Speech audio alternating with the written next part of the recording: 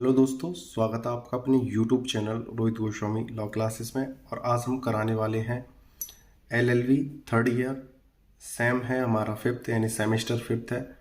और एक्ट हमारा civil procedure code, और इसका कोड है हमारा 5001 और क्वेश्चन नंबर है 2। अब से पहले एक वीडियो में ऑलरेडी डाल चुका हूँ, उसका नाम था क्वेश्चन का म्याद, म्याद या मर्यादा।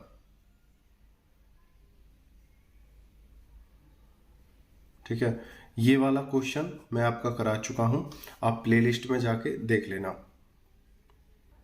आज का जो क्वेश्चन है हमारा है अभिवचन। अभिवचन किसे कहते हैं पहले ये जान लेते हैं। जब दो पक्षों में ए और बी, दो पक्षों में लड़ाई हो जाती है और एक पक्ष के कोई चोट लग जाती है या कोई दुर्घटना हो जाती है, या ए और बी दो पक्ष हैं, ए ने बी के ऊपर किसी कारण से केस डाला, और जो केस डाला किन तथ्यों पर डाला, जो बाद यानी केस में जो तथ्य लिखे जाएं उन्हें अभिवचन कहते हैं। क्या कहते हैं? अभिवचन। यानी जो घटना हुई है उस घटना को अपने शब्दों में जब वादी व्यक्त करता है और उसको लिखता है तो उसको अभिवचन कहा जाता है। ज़्यादा बात ना करते हुए अपने क्वेश्चन की तरफ चलते हैं और क्वेश्चन को बड़े प्यार से और अच्छे से समझेंगे। अभिवचन की परिभाषा। अभिवचन की परिभाषा कीजिए। अभिवचन के आधारभूत नियम क्या हैं? सविस्तार वर्णन कीजिए। अभिवचन का अर्थ। अभिवचन वे लिखित कथन यानी वाक्य होते हैं जो किसी वाद या कार्रवाई के द्वारा प्रस्तुत किए जाते हैं। उनमें वे सभी तथ्य दिए जाते हैं जो बाद में सुनवाई के समय उठाए जाते हैं। इसमें एक पक्ष उन सभी विवरणों को प्रस्तुत करता है जिनको विरोधी पक्ष का जानना आवश्यक है, जिससे वह उनके उत्तर देने के लिए अपने मामले में तैयार रहे। जैसा कि आप देख रहे हो, मतलब दो पक्षों में किसी बात को लेकर विवाद होता है। ठीक है, सिविल है तो सिविल केस होंगे। ठीक है, सिविल केस में आते हैं जैसे धन संबंधी और भूमि संबंधी, पारिवारिक इस प्रकार के जो केसेस आते हैं। किसी का भूमि का झगड़ा है, ठीक है, और यहाँ पे लड़ाई झगड़ा हुआ और भूमि का झगड़ा है। ए ने बी के ऊपर क्या करा? केस करा। और जो केस के अंदर जो भूमि से संबंधित, जो बी ने कपट करा है या बेईमानी करी है या हत्या, जमीन को हत्या लिया है, या भूमि के ऊपर कोई धन संबंधी विवाद है, उन सभी का विवरण अपने केस में देगा। कौन? ए कौन होगा? वादी होगा। बी कौन होगा? प्रतिवादी।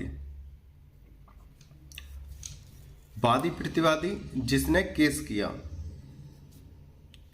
जिसने केस किया। प्रतिवादी जिसके ऊपर केस हुआ, या दूसरे शब्दों में कह सकते हो जो अपना बचाव करता है, बचाव करने वाला। ठीक है, तो ये जब वादी अपना केस न्यायालय में पहुंचाएगा तो उसमें अपने सारे तथ्य लिखेगा कि मैं किस कारणों से दूसरे व्यक्ति पर, बी पर केस कर रहा हूं। ए उन सभी कारणों को लिखेगा कि मैं बी पर किस कारणों से केस कर रहा हूं। और जो बी है, जब ए का केस डल जाएगा, बी के पास सम्मन जाएगा। ठीक है, तो सम्मन के बाद वो कोर्ट के अंदर आएगा कि भाई आपके ऊपर केस हुआ है, आप आके पैरवी करें अपने केस की। तो जो बी है, पहले उसकी फाइल पढ़ेगा कि भाई इसने क्या क्या मतलब मेरे पे आरोप लगाए हैं। फिर अपने बचाव में प्रतिवादी अपनी वाद को फाइल करेगा, मतलब फिर क्या करेगा? उस वाद के विपक्ष में अभिकथन करेगा। ठीक है, आगे चलते हैं, समझते हैं। पीसी मोघा के अनुसार, ये मोघा है, ठीक है, जैसा कि अक्सर मैं आपको बताता रहता हूं, जो डेफिनेशन होती हैं हमारे पेपर में, एक डेफिनेशन 3 से 4 नंबर हमें मिल जाते हैं एक ही डेफिनेशन पे, और डेफिनेशन कभी चेंज नहीं होती हैं, वो जैसे होती हैं उन्हीं में कोई फेरबदल नहीं होना चाहिए, ठीक है। एक दो शब्द या एक आध लाइन का ऊपर नीचे हो जाए उससे कोई दिक्कत नहीं है, ठीक है, अगर कोई बड़ी डेफिनेशन है तो। अभिवचन ऐसे कथन होते हैं जो किसी मामले के प्रत्येक पक्ष द्वारा लिखे या तैयार किए जाते हैं। इसमें इस बात का कथन किया जाता है कि परीक्षण में उसका क्या अभिकथन होगा, और उसमें ऐसी सब बातों का विवरण रहेगा जो दूसरे पक्षों को अपना मामला तैयार करने के लिए आवश्यक हो, ठीक है। जैसा कि अभी मैंने एक्सप्लेन करा है वही सारी बात इसी में है। अभिकथन यानी उन तथ्यों का विवरण होगा, उन तथ्यों के बारे में बताया जाएगा जिन तथ्यों की वजह से विवाद उत्पन्न हुआ है, और जो प्रतिवादी के ऊपर केस डाला जा रहा है उन सभी कारणों को लिखा जाएगा। दीवानी प्रक्रिया संहिता के आदेश 6 के अनुसार, दीवानी कह लो या सिविल प्रक्रिया संहिता कह लो, दीवानी प्रक्रिया के अंदर वादपत्र आदेश 6 के अनुसार वादपत्र दावे का बयान होता है जो वादी द्वारा लिखित रूप से न्यायालय में पेश किया जाता है। जैसा कि अभी एक्सप्लेन किया था ऊपर, वही बात यहाँ पे एक बार बताई गई है। वादपत्र, वादपत्र वो होता है जो वादी द्वारा अपने जो कथन अभिकथन जो लिखे जाते हैं और जो लिखकर न्यायालय के सामने जो डॉक्यूमेंट्स पेश किए जाते हैं उनको वादपत्र कहते हैं, और उसमें वादी अपने उन सभी कारणों को लिखेगा, बताएगा जो प्रतिवादी ने उसके साथ की हैं, बेईमानी, कपट या धमकी, ये सारी चीजें उसमें कौन लिखेगा? वादी लिखेगा। किसके खिलाफ? प्रतिवादी के खिलाफ, ठीक है, उसे कहते हैं वादपत्र। अब आता है प्रतिवाद पत्र। इसमें प्रतिवादी वादी द्वारा वादपत्र में किए गए कथनों का जवाब वे अपने बचाव का कथन या प्रयत्न करता है। यानी ए ने बी के ऊपर केस करा, ए ने बी के ऊपर केस करा, वादी ने प्रतिवादी के ऊपर केस करा, ठीक है। उस वादी ने तो अपने कथन उसमें कर दिए कि मेरे साथ बेईमानी हुई है या कपट हुआ है या छल हुआ है या धमकी दी गई है या षड्यंत्र रचा गया है। अब प्रतिवादी इसकी जो वादपत्र है उसको देखकर अपने बचाव में या ये कहेगा कि ये जो वादी ने मेरे ऊपर केस कराया है वो झूठा है, ये बेईमानी पूर्वक किया गया है, उसने ईर्ष्यावश किया है, या ये अपने सारे तथ्य या अभिकथन उसमें बताएगा कि ये जो प्रतिवादी बताएगा कि मेरे ऊपर जो केस हुआ है वो गलत है, और अपने बचाव में कथन करेगा, तथ्य देगा, ठीक है। उसको कहते हैं प्रतिवाद पत्र। आगे चलते हैं। अभिवचनों के मूलभूत नियम दीवानी प्रक्रिया संहिता के आदेश 6 के अनुसार। देखो भाई, इनको अच्छे से याद कर लेना, इन पॉइंटों पे ही नंबर मिलते हैं, इन पे नंबर नहीं मिलेंगे आपको। आप ये सोचो कि इसको हम बहुत अच्छे से, इस पे तो राइटिंग देखी जाती है। क्या देखी जाती है? ज़्यादातर राइटिंग। आपके अगर ये हेडिंग्स, ये सेक्शन, ये अगर आपके सही हैं, ये डेफिनेशन ये आपकी सही है, ये आपकी हेडिंग सही है, ये सही है, तो आपको अच्छे नंबर मिलते हैं, ठीक है। यहाँ पे आपकी राइटिंग या थोड़ी बहुत नज़र मारी जाती है, ठीक है। आगे चलते हैं। अभिवचन में केवल तथ्यों का वर्णन लिखना चाहिए। पहला नंबर क्या कह रहा है? केवल तथ्यों का वर्णन हो, न कि विधि का। अब जैसे कि वादी है, वादी तो कोई चीज लिखेगा नहीं, वादी तो लिखेगा नहीं, वादी तो बोलेगा, और लिखेगा कौन? वकील। वकील लिखेगा, और वकील ही क्या करेगा? न्यायालय में पेश करेगा। क्या करेगा? पेश करेगा। तो इसमें कहा गया है कि सिर्फ तथ्यों का वर्णन हो, जो घटना घटी है उस घटना का क्या हो? वर्णन हो, अन्यथा किसी चीज का नहीं। उसमें आपको ये नहीं बताना है कि विधि क्या है, क्या लगेगी, कैसे होगा, कैसे प्रक्रिया चलेगी, या न्यायालय को ही समझाने लग जाए कि आपको क्या करना होगा। ऐसे नहीं, बस आपको, आपका काम है तथ्यों का वर्णन दो और न्यायालय में पेश कर दो।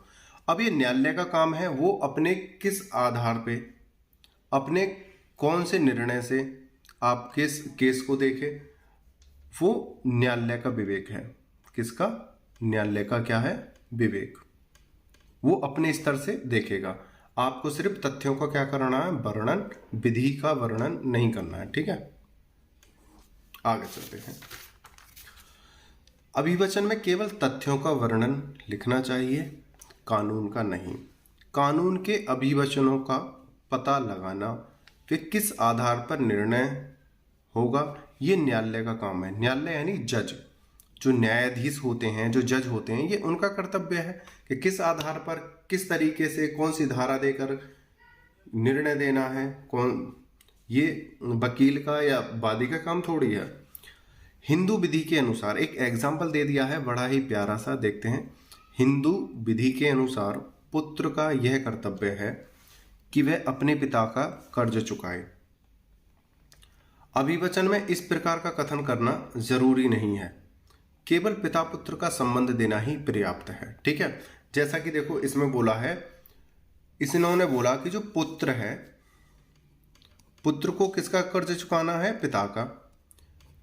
भाई इसमें कर्ज जैसी चीज को क्यों बीच में ला रहे हो? बस ये बता दो पिता पुत्र का क्या है संबंध, और ये संबंध क्या कहता है, अगर पिता का कर्ज है तो कौन चुकाएगा? पुत्र अपने आप या चुकाएगा? ये बताना जरूरी थोड़ी है। अब किसी कारण से पिता की क्या हो जाती है? मृत्यु, तो कर्ज को कौन चुकाएगा? पुत्र।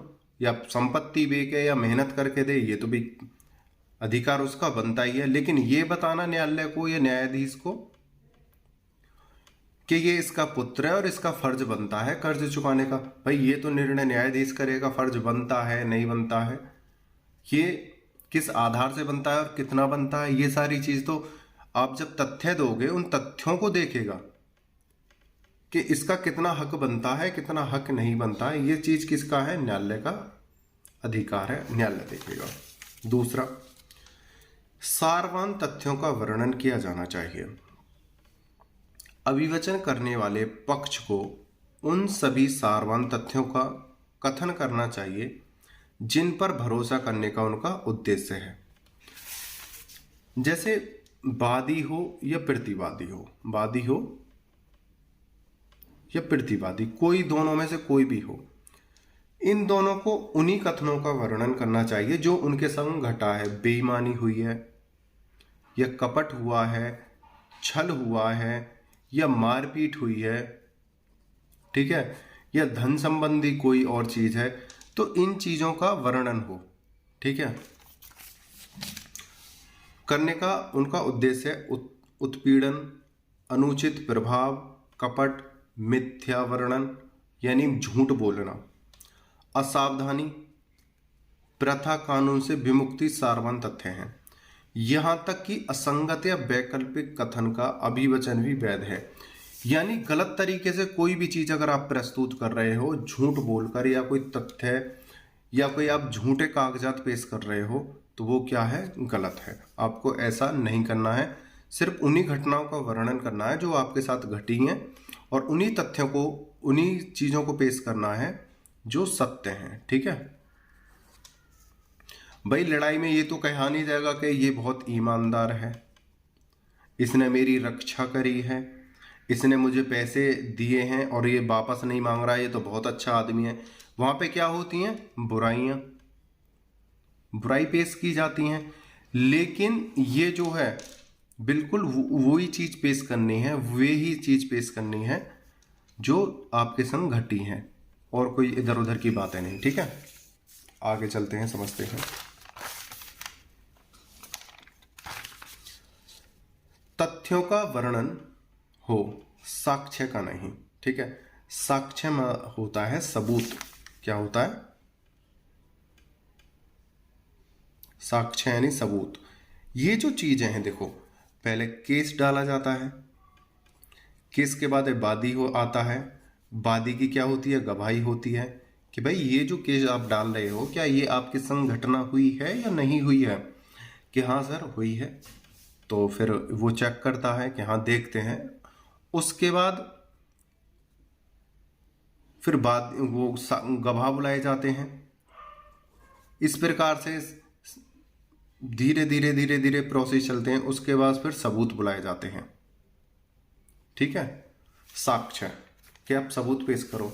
तो ये जो प्रोसेस है धीरे धीरे चलता है, लेकिन साक्ष्य को पेश नहीं किया जाता। बहुत लंबी प्रक्रिया है, बहुत चीजें होती हैं। ठीक है, आगे चलते हैं। जिन साक्ष्य द्वारा प्रमाणित करना है उसका उल्लेख अभिवचन में नहीं करना चाहिए।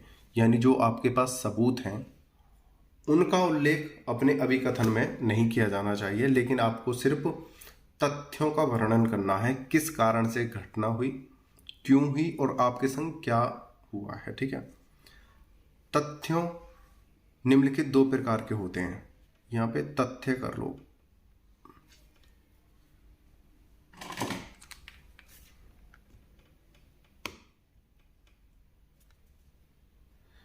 पहला है सिद्ध किए जाने वाले तथ्य, यानी अभिवचन। सिद्ध किए जाने वाले तथ्य अभिवचन, जिनको हम सिद्ध करना चाहते हैं, जो हम बताना चाहते हैं न्यायालय को कि हमारे साथ क्या हुआ है। ठीक है, वो अभिवचन। तथ्यों का साक्ष्य जिनके द्वारा उसको सिद्ध किया जाना है, साक्ष्य का वर्णन नहीं। ठीक है, आगे चलते हैं। देखो एक एग्जाम्पल से आपको अच्छे से समझ में आएगा। ये जो पॉइंट है ये मैंने अपनी तरफ से यहाँ पे ऐड कर दिए थे आपको समझने के लिए। ठीक है, आगे चलते हैं। ये आपको एग्जाम में नहीं लिखना है, ये और ये वाला, ये आपको समझने के लिए मैंने लिख दिया था। आगे एक एग्जाम्पल है, बहुत ही प्यारा है। ये वाला जो एग्जाम्पल है मेरे सामने कम से कम 10 बार से ज़्यादा आ गया है। जब मैंने अपनी LLB की तैयारी की, अपनी लॉ की तैयारी करी थी तब, और APO की तैयारी में, PCSJ की तैयारी में कम से कम 10-12 बार ये क्वेश्चन मेरे सामने आया है। तो मुझे बहुत अच्छा लगा था। यूनिक में भी इसका वर्णन है, तो मैंने ये देखा है और आपको बताने लगा हूँ। ठीक है, बहुत ही अच्छा है ये। जीवन बीमा पॉलिसी के उपबंधों में एक उपबंध यह भी था कि यदि पॉलिसी धारक, देखो जब पॉलिसी होती है, जब हमारे बीमा होते हैं, उसमें बताया गया यह भी था कि यदि पॉलिसी धारक अपने आप से मरता है तो वह जीवन बीमा पॉलिसी शून्य होगी। यानी किसी व्यक्ति ने पॉलिसी कराई और वह पॉलिसी इसलिए कराता है कि मैं अब पॉलिसी करा लूं और कुछ दिन बाद अपनी सुसाइड कर लूंगा, तो जो पैसा मिलेगा मेरे घर वालों को मिल जाएगा। वो इस लालच से कराता है। तो उसमें पहले ही कहा था जीवन बीमा वालों ने, अपने आप से मरता है तो वह जीवन बीमा पॉलिसी शून्य होगी, यानी कुछ पैसा नहीं मिलेगा अगर आप सुसाइड करते हो तो। पॉलिसी पर लाए गए बाद में बीमा कंपनी ने इस आधार पर बचाव दिया कि पॉलिसी धारक कई हफ्ते तक एक दयनीय दशा में रह रहा था। यह कि अपने मरने से एक दिन पहले वह एक पिस्तौल खरीद कर लाया था और एक पत्र उसकी पत्नी को मिला था कि उसका इरादा आत्महत्या का है। यह निर्धारित किया गया है कि यह सब केवल साक्ष्यगत तथ्य है और अभिवचन में अभिकथन नहीं किए जाने चाहिए। मतलब न्यायालय ने क्या कहा कि आप जो मुझे इतनी बड़ी कहानी सुना रहे हो कि वो बहुत ज़्यादा डिप्रेशन में था और मरने से पहले एक पत्र लिख के गया है और वो पिस्तौल खरीद के लाया है और अपनी घरवाली से ऐसे बोला है। न्यायालय ने बोला इन सभी कहानियों को क्यों बता रहे हो, ये उपन्यास क्यों बता रहे हो, बस मुझे इतना बता दो सिर्फ कि उसने सुसाइड करी है, और सुसाइड का एक पॉइंट दे दो कैसे करी है, खत्म। कि उसने आत्महत्या करी है, कहाँ पे, घर पे करी है, बस मुझे इतना बता दो। आप दुनिया भर की कहानी क्यों बता रहे हो? ये तो आप बाद में पेश करोगे, ये आप बाद में साबित करना कि ये हुआ कैसे है। आप सिर्फ इतना बताइए कि इस व्यक्ति ने सुसाइड की है और इस वजह से इसको कोई लाभ नहीं दिया जा रहा है, सिर्फ इतना बताइए। अब सुसाइड कैसे हुई, क्यों हुई, किन परिस्थितियों में हुई, ये आप साक्ष्य, ये जो सबूत हैं बाद में पेश करना। ठीक है, अभी मत दो। तो यह सब केवल साक्ष्य तथ्य हैं, साक्ष्यगत तथ्य हैं और अभिवचन में अभिकथन नहीं किए जाने चाहिए। और यह अभिकथन काफी था कि बीमा धारक अपने आप मर गया। विरोधी पक्षकार की पहले की गई स्वीकृतियां भी साक्ष्यगत तथ्य ही हैं और उनको अभिवचन में नहीं लेना चाहिए। मतलब वो ये कह रहा है कि आपने एक बार बोल दिया कि जब मैंने पॉलिसी की थी, पॉलिसी में मैंने बताया, पॉलिसी करने से पहले हमने बताया था कि अगर व्यक्ति सुसाइड करता है यानी स्वयं मरता है तो उसे कोई लाभ नहीं दिया जाएगा। लेकिन अब आप इस कहानी को क्यों बता रहे हो, ये सारी चीजें हम देखेंगे ना किस प्रकार से अब निर्णय देना है, ठीक है। आप कहानी ना बताओ, जो सबूत की बारी आए तो पेश करना। उम्मीद करता हूं ये अब आपको समझ में आया होगा, तथ्यों का वर्णन हो, साक्ष्य का नहीं, ठीक है। आगे चलते हैं।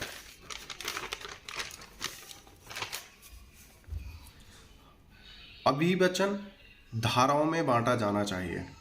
देखो ये बहुत ज्यादा इंपॉर्टेंट है, जो मेरे छोटे बड़े भाई बहन हैं आप सबको बता रहा हूं, सबसे मेन पॉइंट यही है। अभिवचन को पैराग्राफों में विभाजित करके क्रमानुसार लिखना चाहिए, जैसे तिथि, धनराशि तथा आंकड़ों को संख्याओं में व्यक्त करना चाहिए। अभिवचन चाहे संक्षिप्त हो लेकिन अस्पष्ट ना हो, यानी संक्षिप्त यानी बड़ा हो लेकिन अस्पष्ट ना हो, गलत ना हो, तथा भाषा का उचित ध्यान रखा जाना चाहिए। मतलब यहाँ पे क्या बोला है, सबसे जो मेन पॉइंट है इसका अभिवचन का जो क्वेश्चन है उसकी जो जान है, रीढ़ की हड्डी है, इसी वाली हेडिंग्स में है। ये बोल रहा है कि जब आप पैराग्राफ लिखो यानी अपने जो कथन लिखो, यानी जो आपके संग घटना हुई है उस घटना का ब्यौरा आप जो है पैराग्राफ में दोगे। तिथि का वर्णन करोगे यानी किस दिन को हुई थी घटना। धनराशि अगर है तो धनराशि का वर्णन लिखो, अंकों में लिखना है, तथा आंकड़ों को संख्याओं में व्यक्त करना है। अभिवचन चाहे संक्षिप्त हो यानी बड़ा हो सकता है, 2 पेज 3 पेज 4 पेज 5 पेज कितना भी बड़ा क्यों ना हो, लेकिन आप उसे क्रम वाइज लिखोगे और संक्षिप्त बड़ा हो सकता है लेकिन सही लिखोगे। दूसरी बात, भाषा का उचित उपयोग होना चाहिए, यानी भाषा, अभद्र भाषा, गाली गलौच, ईर्ष्या वाली जो चीज़ें होती हैं जो अभद्र जैसी लगती हैं, ऐसी चीज़ों का वर्णन नहीं होगा। अब बात आती है पैराग्राफ क्या होता है। उस पैराग्राफ को अभी मैं आपको दिखाता हूं कैसे लिखना है। क्या है, शपथ पत्र, न्यायालय श्रीमान सिविल जज जूनियर डिवीजन मेरठ। आगे यहाँ पे जो वादी है, वादी के बाद प्रतिवादी यानी उसके जो नाम वाम है वो आएंगे और यहाँ पे प्रतिवादी आ जाएगा, ठीक है। वादी और बनाम प्रतिवादी, ठीक है। शपथ पत्र द्वारा अपुत्र व आयु खालिस्तान निवासी यहाँ पे लिखा जाएगा। शपथकर्ता निम्नलिखित कथन करता है। पैराग्राफ 1, ये क्या है, पैराग्राफ 1, यह कि मैं शपथ करता हूँ कि मेरा नाम है, मेरे पिता का नाम व, मेरी आयु खालिस्तान और मेरा निवास स्थान खाली है। पैराग्राफ 2, यह कि मैं शपथ करता हूँ, शपथ पूर्वक कहता हूँ कि मैं इस वाद में वादी हूँ और इस कारणवाद के समस्त तथ्यों से परिचित हूं।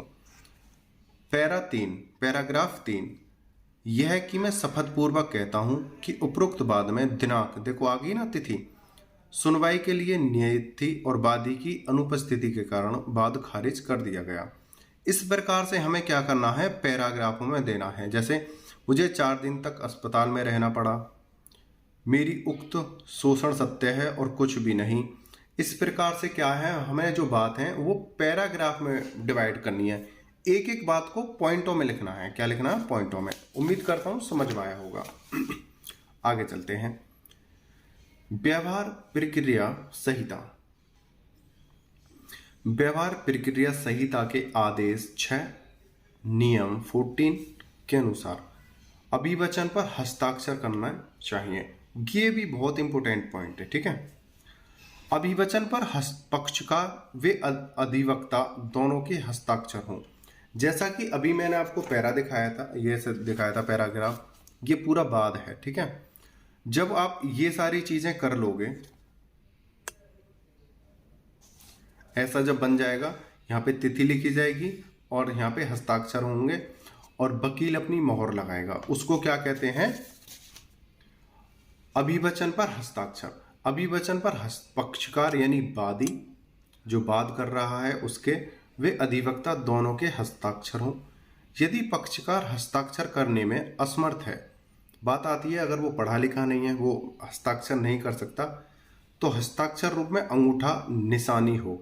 जैसे अंगूठा लगाने के बाद, जैसे अंगूठा लगाया, जैसे यहाँ पे ये अंगूठा लग गया, ठीक है, ये अंगूठा निशान है, तो इसको फिर गोले में लेने के बाद क्या लिखेंगे, निशानी अंगूठा, ऐसे लिखना होगा, ठीक है। ये वकील लिख देगा और ये जो अपने अंगूठे के हस्ताक्षर वो दे रहा है निशानी, वो लिख करेगा इसे, ठीक है। जो अनपढ़ हैं, जो हस्ताक्षर नहीं कर सकते, वो अंगूठा निशानी देंगे। जितने पक्षकार होंगे सभी के हस्ताक्षर अनिवार्य हैं। जितने भी वादी होंगे या जो भी अब वादी होंगे, उनके मतलब कितने भी सदस्य हों, उस क्या करेंगे, सभी अपना हस्ताक्षर देंगे। बिना हस्ताक्षर पक्षकार को वादी नहीं माना जाएगा। हस्ताक्षर इसलिए ताकि पक्षकार पलट ना जाए कि वाद मेरी मर्जी के खिलाफ हो रहा है, मर्जी के हो रहा है। अब सपोज करो अभिवचन लिखा, यानी पूरा केस तैयार कर दिया, न्यायालय में जाने लगा, और न्यायालय में पहुंचने के बाद जिसने केस करवाया है वो कह दे नहीं जी ये तो मेरी मर्जी के खिलाफ हो रहा है, ये वकील साहब अपनी तरफ से ही बना रहे हैं, मैंने तो ऐसा कुछ लिखा नहीं है, तो इसलिए उसके हस्ताक्षर किए जाते हैं सत्यता के लिए कि हाँ मैं अपनी मर्जी से करा रहा हूं इन सारी चीजों को, इसलिए हस्ताक्षर होते हैं। दीवानी प्रक्रिया संहिता के आदेश 6 नियम 15 के अनुसार अभिवचन का सत्यापन होना चाहिए। सत्यापन अब पढ़ते हैं। अभिवचन पक्षकारों में से कोई भी या किसी अन्य व्यक्ति के द्वारा जो न्यायालय के समाधान के मामलों में तथ्यों से अवगत हो, सत्यापित होना चाहिए। सत्यापन इस प्रकार किया जाना चाहिए कि वह अपने निजी ज्ञान से प्राप्त सूचना पर सत्यापित करता है और सत्य होने का विश्वास करता है, ठीक है।